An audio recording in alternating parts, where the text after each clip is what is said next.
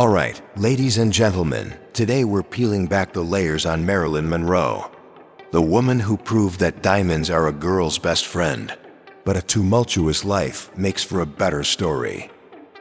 So Marilyn Monroe was born as Norma Jean Mortensen on June 1st, 1926. Her early life was about as stable as a house of cards in a wind tunnel. She never knew her father. He walked out before she was born, leaving her with a mother who was in and out of psychiatric institutions. Because nothing says happy childhood like parental abandonment and mental hospitals. She spent most of her childhood in foster homes and orphanages. At one point, she even thought Clark Gable was her father. Spoiler alert, he wasn't. But hey, when you're bouncing around from one caretaker to another, you might as well fantasize that your dad is a Hollywood star. By the age of 16, she decided that the best way out was marriage. Enter James Dougherty, her 21-year-old neighbor. They got hitched, and she dropped out of high school. Because why finish your education when you can become a teenage bride? While James was off fighting in World War II, Norma Jean started working at a munitions factory. One day, a photographer named David Conover showed up to take pictures of women contributing to the war effort. He snapped a few shots of her, and suddenly, she was in demand as a model.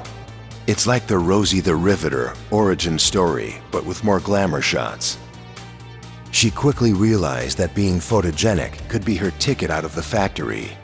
She dyed her hair platinum blonde, changed her name to Marilyn Monroe, and the rest is history.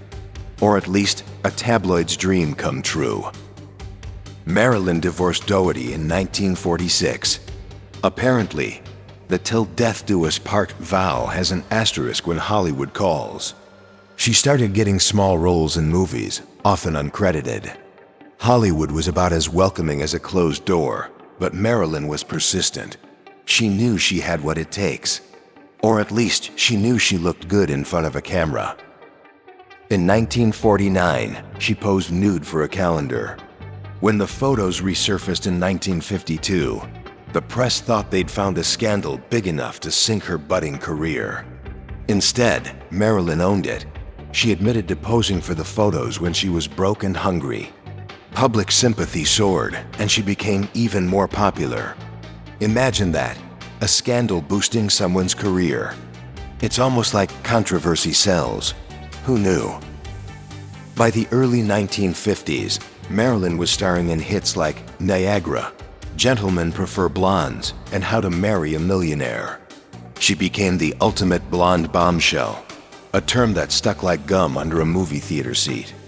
But behind the scenes, she was battling studio executives who saw her as nothing more than a pretty face. She was typecast in dumb blonde roles, which, let's be honest, is Hollywood's way of saying, "We found a formula that makes money, so please don't complicate things by trying to act." In 1954, she married Joe DiMaggio, the New York Yankees legend. The marriage lasted a whopping 9 months. Apparently, DiMaggio wasn't thrilled about his wife's sex symbol status. The iconic scene from The 7-Year Itch, where Marilyn's dress blows up over a subway grate, was the final straw. Joe wasn't a fan of sharing that view with the entire world. Who could have predicted that marrying a global sex symbol would involve, people looking at her? Not deterred by her second failed marriage, Marilyn sought to improve her acting skills. She moved to New York City and joined the Actors Studio, studying under Lee Strasberg. She wanted to be taken seriously as an actress. It's like when a pop singer suddenly decides they're going to release a jazz album. Sometimes it works, but mostly people just want the hits. In 1956, she married playwright Arthur Miller. This was her third marriage, and she thought the third time might be the charm. They were the ultimate odd couple. A Hollywood starlet and a cerebral writer. It was like a rom-com waiting to happen, except without the happy ending. Their marriage was strained by miscarriages and Miller's alleged infidelity. They divorced in 1961, proving that perhaps marriage wasn't Marilyn's strong suit. During this time, Marilyn was battling personal demons. She struggled with anxiety, depression, and an addiction to prescription medications. Studios labeled her as unreliable due to her frequent absences and tardiness. She was fired from her last film, Something's Got to Give, after being absent for most of the production. Ironically, the film's title perfectly summed up her life at that point. But let's not forget the rumors linking her to President John F. Kennedy and his brother Robert Kennedy. She famously sang, "Happy Birthday, Mr. President," in a sultry voice at JFK's birthday gala in 1962.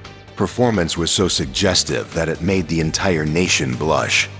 It's like the original viral moment before viral moments were a thing. On August 5, 1962, Marilyn was found dead in her Los Angeles home. The official cause was a barbiturate overdose, ruled as self-inflicted. But of course, conspiracy theories abound. Some say it was an accidental overdose. Others believe more sinister forces were at play, involving the Kennedys or the Mafia. Because why settle for a simple explanation when you can spin a web of intrigue? Marilyn's death sent shockwaves around the world. She was only 36, and her life was cut short just as she was trying to take control of her career and personal life. Her funeral was a private affair, arranged by none other than Joe DiMaggio. Despite their brief marriage, he maintained a deep affection for her. For 20 years after her death, DiMaggio had roses delivered to her crypt 3 times a week. If that's not a gesture of enduring love or guilt, then I don't know what is. So what's the legacy of Marilyn Monroe? She remains an enduring icon, a symbol of beauty, glamour, and the dark side of fame. Her image is ubiquitous, from pop art to fashion inspiration. She paved the way for discussions about mental health in Hollywood, even if those conversations didn't happen until decades later. In the end, Marilyn Monroe was more than just a pretty face. She was a complex individual battling inner demons while the world watched her every move. She sought love and acceptance in an industry that often values profit over people. Her life serves as a cautionary tale about the price of fame and the human cost behind the spotlight. If you found this deep dive into Marilyn Monroe's life as riveting as a late-night Wikipedia binge, go ahead and like the video and subscribe. Or don't. I'm not your supervisor. But remember, behind every legendary figure is a story worth telling, and sometimes it's not all sunshine and subway grates.